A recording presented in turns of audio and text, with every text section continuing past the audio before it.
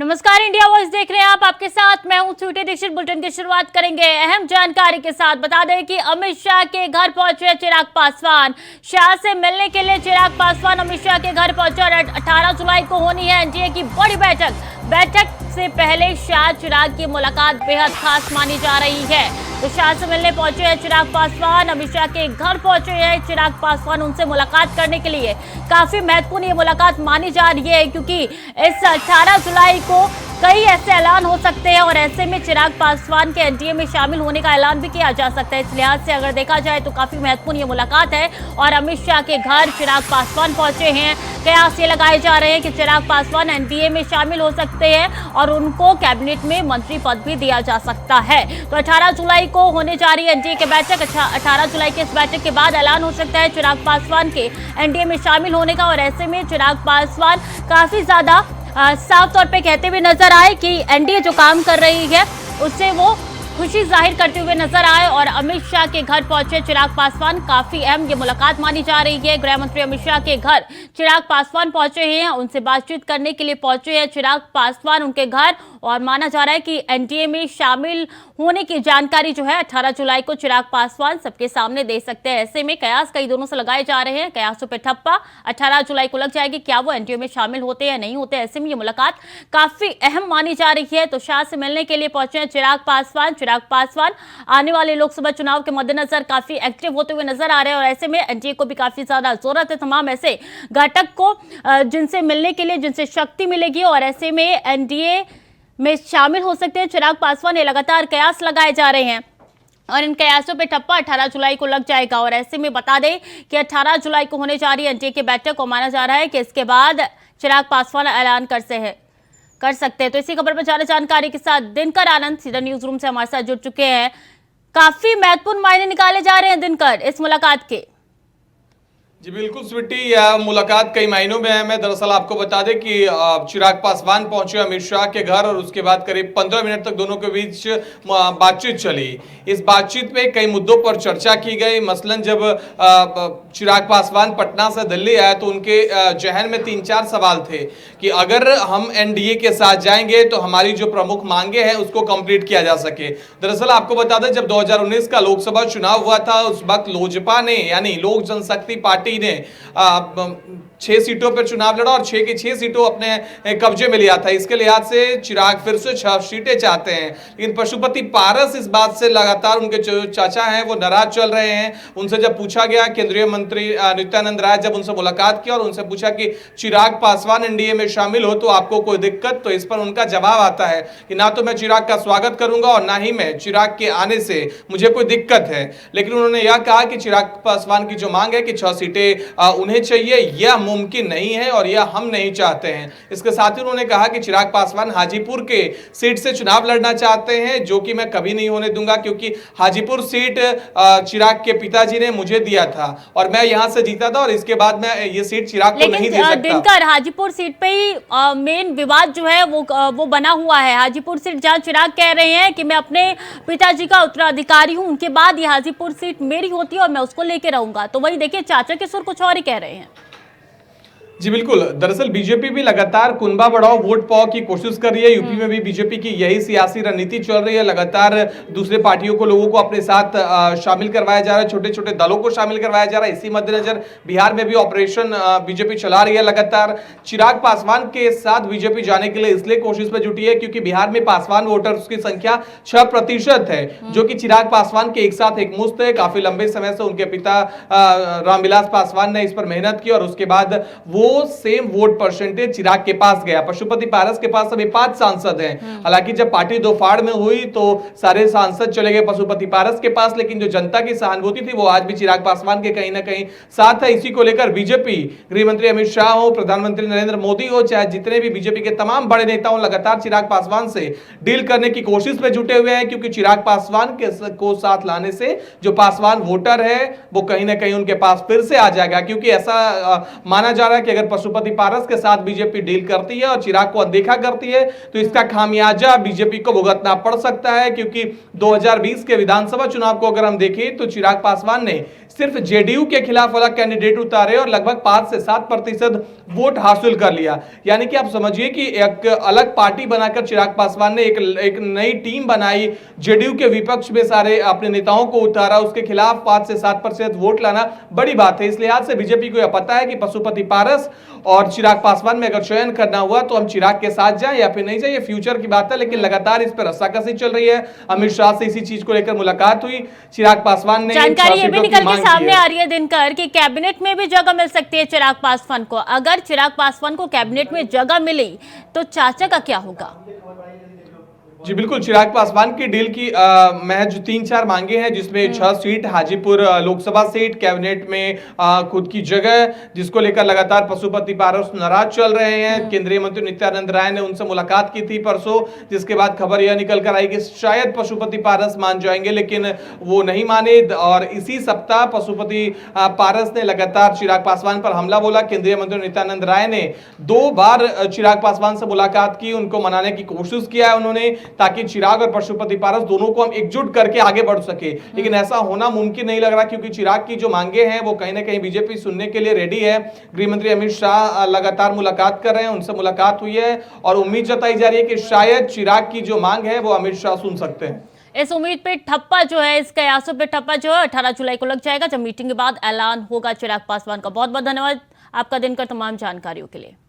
खबरों में आगे बढ़ेंगे। कांग्रेस अध्यक्ष मल्लिकार्जुन खड़गे पहुंचे हैं बेंगलुरु, सोनिया गांधी, राहुल गांधी पहुंचे हैं बेंगलुरु और कर्नाटक के सीएम सिद्धार्थ मिया ने उनका स्वागत किया है।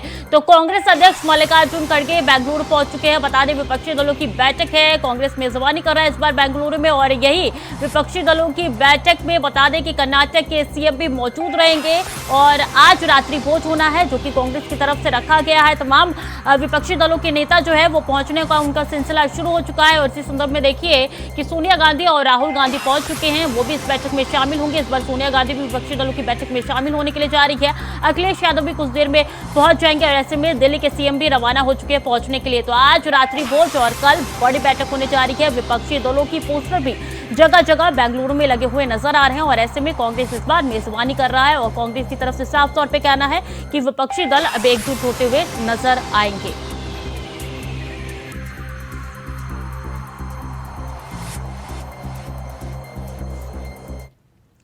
तो वही केंद्र के अध्यादेश पर बड़ी खबर आ रही है, संविधान पीठ भेजा जा सकता है ये पूरा मामला। क्यों ना संविधान पीठ मामले को सुने, सीजेआई ने कहा है।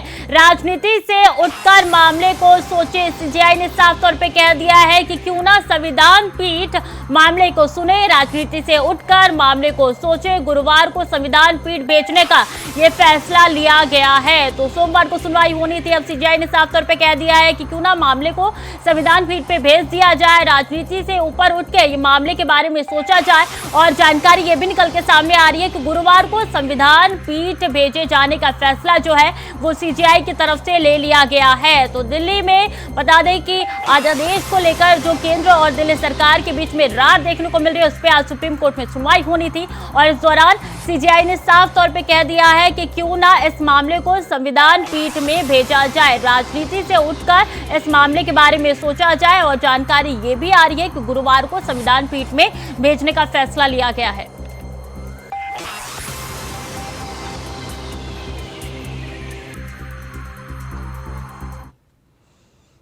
और आगामी लोकसभा चुनाव से पहले विपक्षी दलों की एकता मजबूत करने की तैयारी तेज हो चुकी है। पटना के बाद विपक्षी दलों की बैठक आज और कल यानी कि मंगलवार को होनी है। वही विपक्षी दलों की बेंगलुरु में हो रही महाबैठक के बीच बीजेपी ने 18 जुलाई को एनडीए के घटक दलों की बैठक बुलाई है।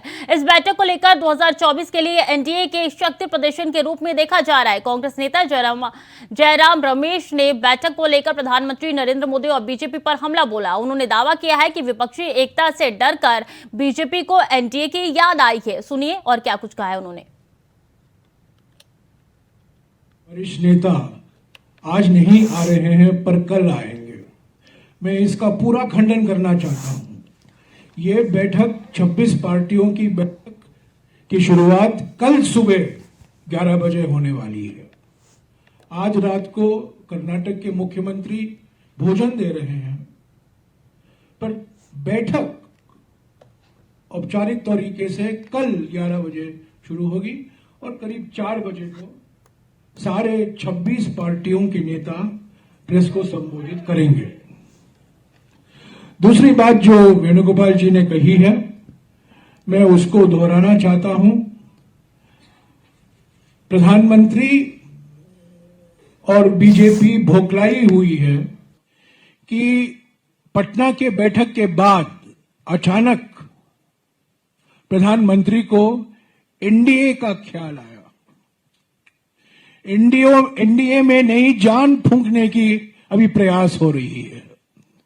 अब तक तो एनडीए का जिक्र नहीं हुआ करता था।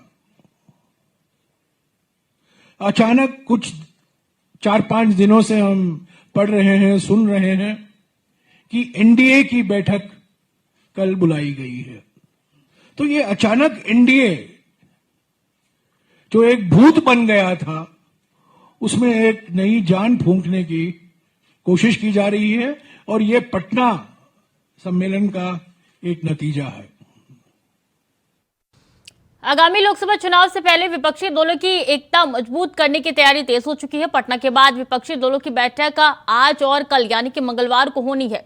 इसी कड़ी में सपा अध्यक्ष अखिलेश यादव भी कर्नाटक जा रहे हैं। वहीं उन्होंने ट्वीट कर लिखा है कि कर्नाटक आना हमेशा अच्छा लगता है। इसी के साथ उन्होंने आगे ट्वीट करके लिखा है कि कर्नाटक आना अच्छा लगता है और उन्होंने कहा है कि क्योंकि अपनी जिंदगी के कई चैप्टर्स यहाँ पढ़े हैं। तो देखिए कर्नाटक में जाने वाले हैं और ऐसे में उन्होंने ये ट्वीट किया है। उन्होंने आगे लिखा है कि अब यहाँ से देश का एक और हिस्टोरिकल चैप्टर लिखा जाएगा, क्योंकि विपक्षी दलों की बैठक हो रही है और ऐसे में उन्होंने कहा है कि हिस्टोरी यहाँ से जुड़ी है, हिस्ट्री यहाँ से जुड़ी है, अब फ्यूचर भी यहाँ से जुड़ेगा।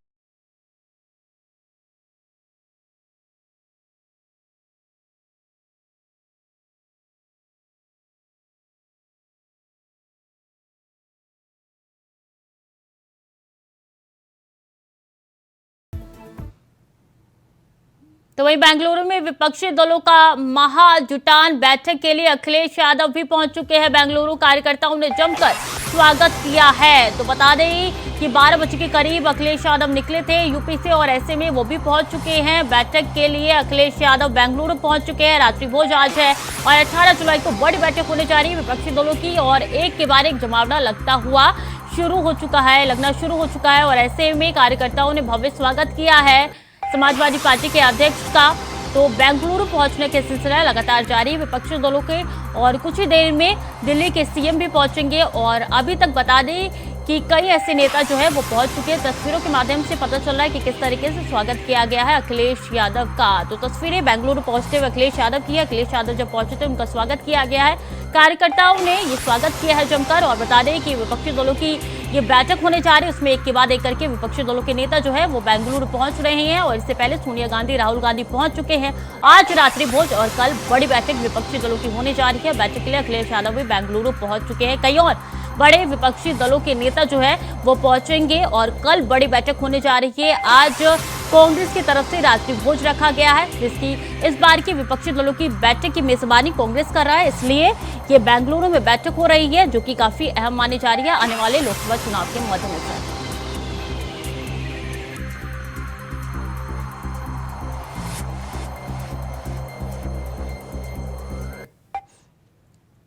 और पिछले 24 घंटे में यूपी में बीजेपी ने सपा प्रमुख अखिलेश यादव को लगातार 2 बड़े सियासी झटके दे दिए हैं।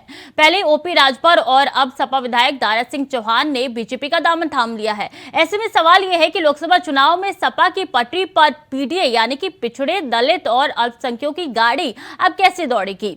वहीं इस पर अब सियासत भी तेज हो चुकी है, जिसने सियासी पारा हाई कर दिया है।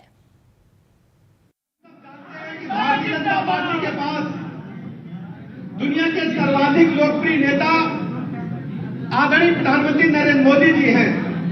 पूरे भारतवर्ष में भारतीय जनता पार्टी का परिवार, राजग का परिवार लगातार बढ़ रहा है। इसी अनुक्रम में आप देख रहे हैं उत्तर प्रदेश में सबका साथ, सबका विकास, सबके विश्वास के आधार पर माननीय मोदी जी के मार्गदर्शन में सर्व समाज के लोग भारतीय जनता पार्टी के साथ लगातार जुड़ रहे हैं।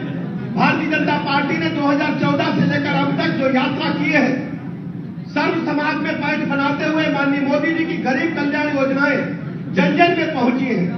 आज भारतीय जनता पार्टी परिवार में अधिकृत रूप से हमारे प्रदेश के अध्यक्ष आदरणीय भूपेंद्र चौधरी जी ने, हमारे प्रदेश के उप मुख्यमंत्री श्री ब्रजेश पाठक जी ने और हमारे प्रदेश के जो सभी पदाधिकारी नेतृत्वकर्ता हैं, सब लोगों ने श्री दारा सिंह जी को भारतीय जनता पार्टी की विधिवत सदस्यता दिलाकर के भाजपा परिवार का हिस्सा बनाया। 2014 के लोकसभा चुनाव में उत्तर प्रदेश में 73 सांसद भाजपा गठबंधन के जीते थे।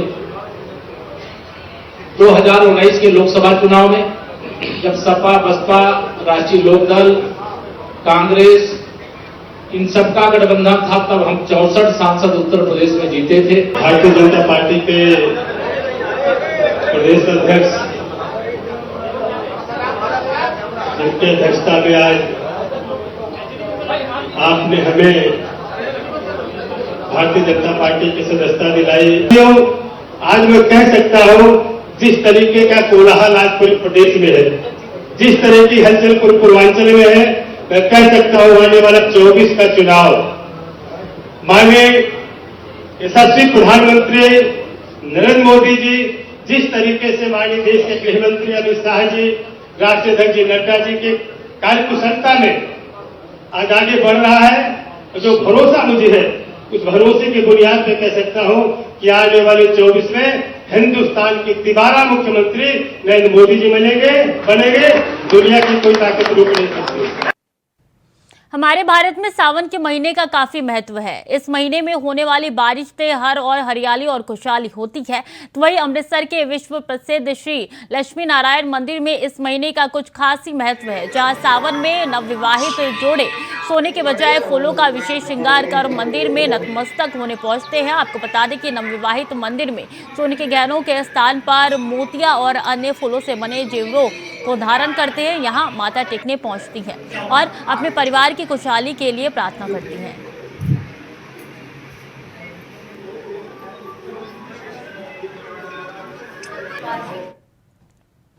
रेवाड़ी दिल्ली रोड पर स्थित गांव हांसका में सोमवार की सुबह एक तेज रफ्तार कार ने पहले बिजली की पोल को मकान को टक्कर मारकर क्षतिग्रस्त कर दिया और मकान मालिक के विरोध करने पर बदमाशों ने फायरिंग करनी शुरू कर दी। आपको बता दें कि बदमाशों ने 2 राउंड फायरिंग करी, जहां एक गोली मकान मालिक के हाथ और दूसरी गोली कंधे को छूती हुई निकल गई, जिसके बाद घायल शख्स को शहर के एक निजी अस्पताल में भर्ती कराया गया। तो वहीं सूचना के बाद डीएसपी, सीआईए इंचार्ज और सदर थाना पुलिस मौके पर पहुंचे।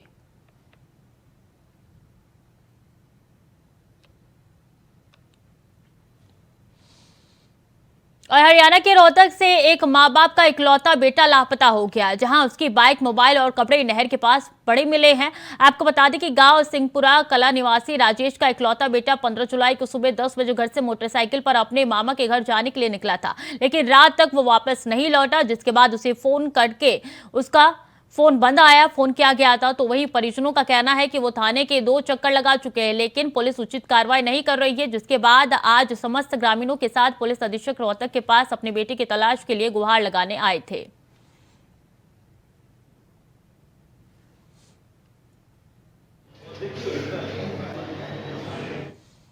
फर्रुखाबाद के सरकारी स्कूलों में पढ़ाई की जगह शिक्षकों की दबंगई देखी जा रही है, जहां एक शिक्षक ने छात्रों को डंडों से जमकर पीटा है। आपको बता दें कि पढ़ाई के अलावा स्कूल में टीचर खुलेआम गाली गलौज करते नजर आ रहे हैं, जहां गाली गलौज करने वाला वीडियो सोशल मीडिया पर वायरल हो रहा है। तो वहीं एक छात्र को टीचर की मारपीट से गंभीर चोटें भी आई है, जिसके बाद छात्रों के परिजनों ने खंड शिक्षा अधिकारी को टीचरों के खिलाफ प्रार्थना पत्र दिया।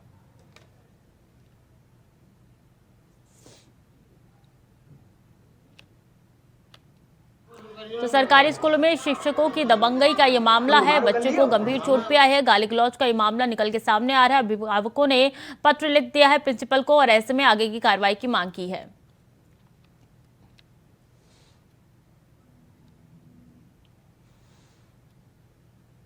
बिजनौर के कोतवाली देहात में एक महिला मखवाड़ा नहर के पास धान लगाने का काम करती रही है, तभी अचानक एक गुलदार ने हमला कर दिया है, जिससे महिला की ही मौके पर दर्दनाक मौत हो गई है। तो ये वो महिला है जिसकी दर्दनाक मौत हो गई। बता दें कि गुलदार के हमले के बाद महिला की जान चली गई है। ऐसे में कई दिनों से लगातार हड़कंप मचा था गुलदार को लेकर, और ऐसे में बिजनौर से ये वारदात निकल के सामने आई है। खबर कुरुक्षेत्र से है, जहां बाढ़ प्रभावित इलाकों में स्वास्थ्य विभाग हाई अलर्ट पर हुआ है। बता दें कि स्वास्थ्य विभाग के कर्मचारी लोगों के घर जाकर दवाइयां बांट रहे हैं। तो वहीं लोकनायक जयप्रकाश अस्पताल के डॉक्टर रमेश संभरवाल का कहना है कि बाढ़ के पानी से स्किन की प्रॉब्लम सामने आ रही है और आने वाले समय में बुखार भी लोगों को हो सकता है। बता दें कि कुरुक्षेत्र की दीदार नगर डीटी कॉलोनी सहित 1 दर्जन से भी ज्यादा कॉलोनियां जलमग्न हो गई है। तो स्वास्थ्य विभाग ने दवाइयां बांटी है क्योंकि लगातार बारिश हो रही है। बारिश से कई जो इलाके हैं वो जलमग्न हो चुके हैं, जिससे लोगों को काफी समस्याओं का सामना करना पड़ रहा है। स्किन की भी दिक्कत उनको हो रही है, बुखार भी लगातार लग रही है। इसलिए स्वास्थ्य विभाग द्वारा ये दवाइयां जो है उनको डिस्ट्रीब्यूट की गई है, बांटी गई है। और मथुरा में यमुना नदी में नहाने गए 2 व्यक्ति डूब गए, जहां दोनों की चीख पुकार के बाद स्थानीय लोग फौरन मदद के लिए पहुंचे। आपको बता दें कि नदी में 2 व्यक्ति नहाने गए थे जो अचानक डूबने लगे, जिसके बाद स्थानीय लोगों की मदद से दोनों को सुरक्षित बाहर निकाला गया। तो वहीं एक की हालत गंभीर बताई जा रही, जिसे इलाज के लिए अस्पताल में भर्ती कराया गया।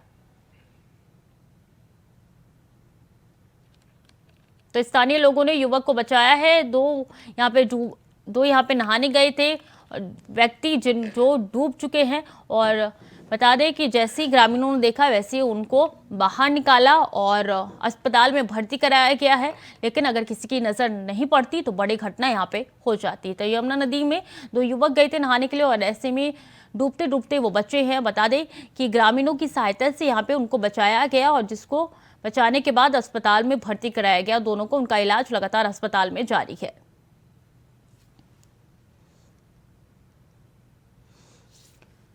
तो मथुरा में ये घटना घटित हुई है, जहां यमुना की नदी में नहाने गए थे और इसके बाद 2 व्यक्ति जो है वो डूब गए, जिनको ग्रामीणों की सहायता से बचाया गया।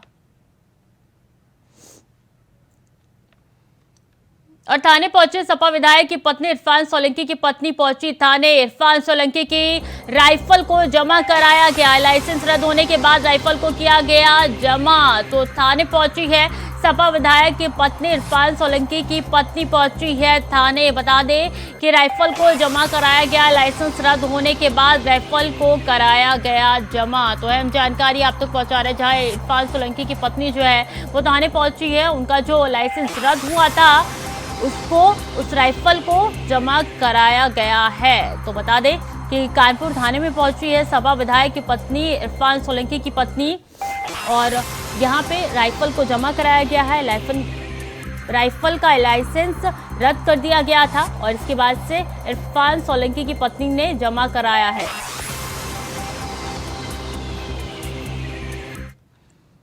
तो फिलहाल के लिए बुलेटिन में इतना ही। खबरें लगातार जारी है, देखते रहिए इंडिया वॉइस।